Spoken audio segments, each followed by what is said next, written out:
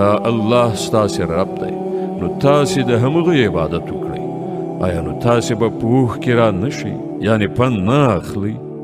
د همغه لوري ته ستاسې ټول ورګرځېدل دي. دا د الله پخه وعده ده. بېشکه پیدایښت همغه پیل کوي، بیا به یې همغه دوهم ځل پیدا کړي، تر څو کوم خلکو چې ایمان راوړی دی او ښه عملونه یې سرته رسولي دي، هغو ته په پوره انصاف سره مکافات ورکړي.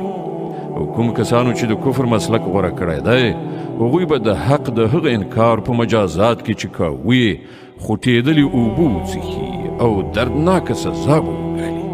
همغه دی چې لمر یې روڼ او سپوږمۍ روښانه پیدا کړې ده، او د سپوږمۍ د نرۍ کېدو غټېدو پړاوونه یې په منظم ډول ټاکلي دي، تر څو چې تاسې په هغو سره د کلونو او نیټو حساب معلوم کړئ. الله دا هر څه د لوبې په ډول نه، بلکې له یو مقصد سره پیدا کړي دي. هغه خپلې نښانې د هغو خلکو لپاره چې علم لري په روښانه څرګنده توګه وړاندې کوي.